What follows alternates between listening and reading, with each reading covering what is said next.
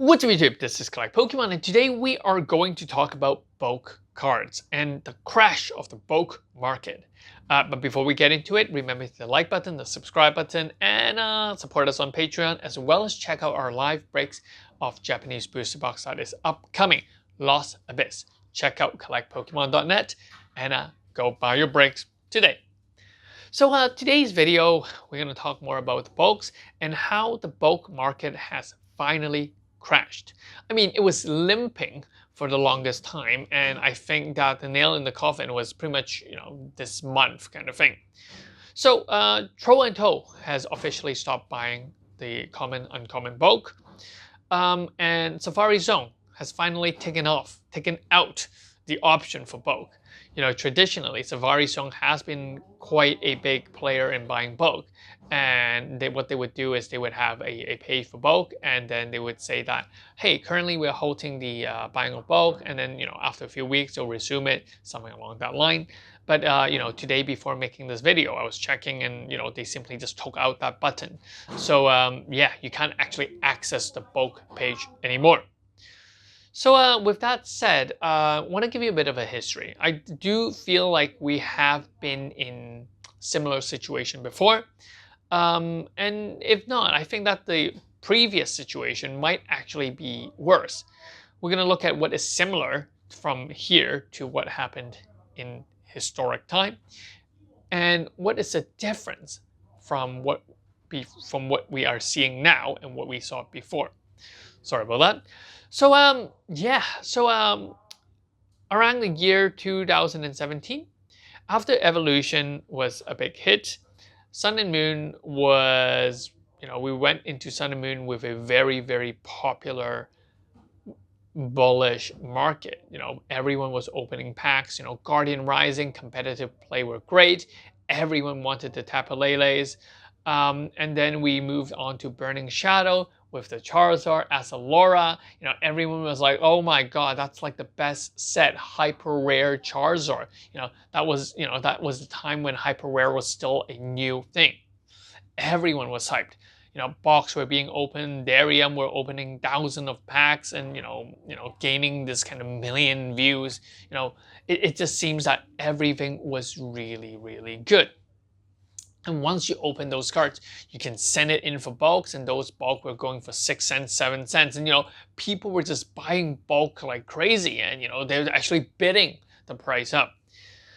And when the market starts to become weaker after Burning Shadow, we see that the bulk has been, before the market actually been weaker, the bulk has been slowing down. And it went from 6 cents to 5 cents to 3 cents to 2 cents.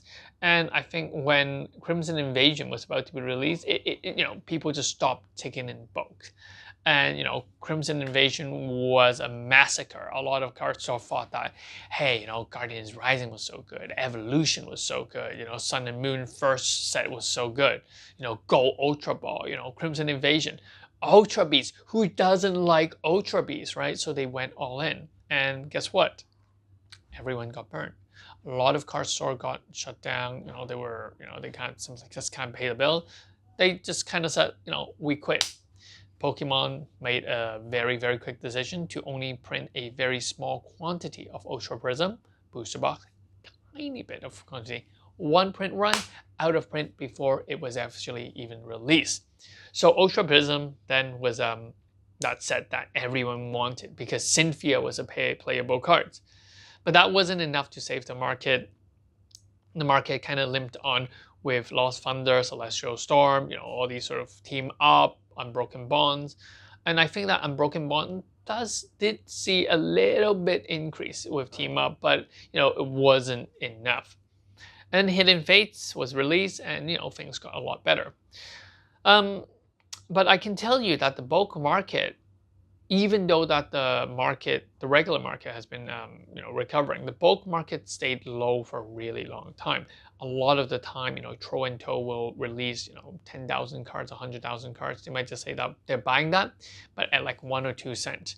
The reverse holo was hit really badly. No one wanted the reverse holo. The rare cards was the rare bulk card was just considered to be common, uncommon bulk as well. So yeah, it was pretty much a massacre for a lot of these bulk cards. And with this 2020 boom, what we see is that in 2019, bulk card became more of a, they started taking in more bulk cards. And I think it went from 1 cent to 2 cent to 3 cents, stabilizing at 3 cents per card, and then sometimes pushing up to 3 or 4 cents during the pandemic years. And then in the recent market, we see that the bulk has stopped. It dropped from 3 cents to 2 cents to a cent, and now they're simply not taking in bulk anymore. So it just seems to be very, very familiar. And after this, what I would expect is that the next few set is going to be, it's going to create a domino effect. Think of it this way. A lot of people open booster box, and when they open booster box, they want to grade the rarest card, they want the alternative art, they want the chase card. And they sell the bulks to recuperate whatever, to try and minimize the loss or to even make a gain from those booster box opening.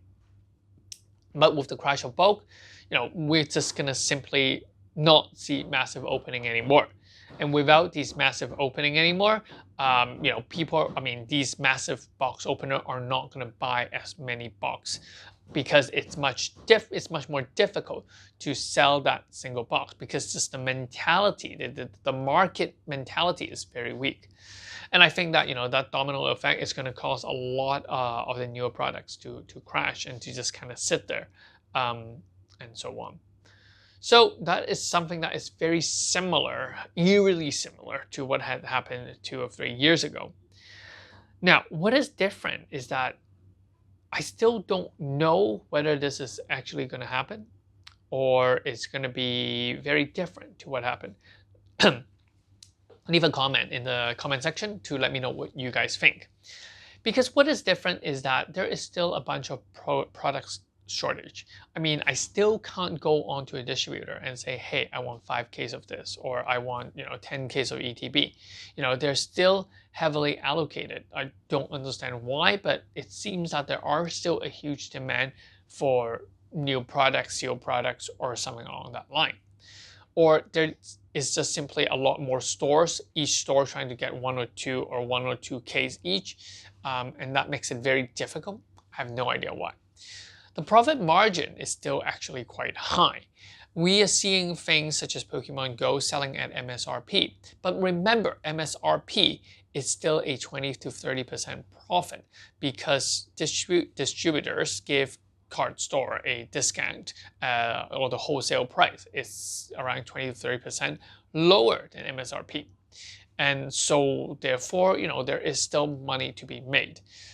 But eventually, I think that margin will start shrinking when people start to dump these products under MSRP. And I think that it is very likely to happen. We're seeing this happen with Darkness Ablaze Elite Trainer Box already. So that is going to be left for another video to analyze. But going back to this, the bulk card market seems to be dead, and it's going to be dead for a while. So if you guys are holding on to bulk cards, technically there's nothing much you can do. You can still hold on to it, but expect a hold of around 2 to 3 years.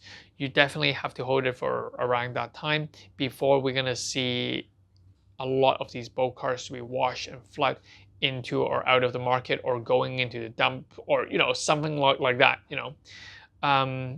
If you don't want that, you can actually select very popular Pokemon like Pikachu, Charmander, Squirtle, or the starters.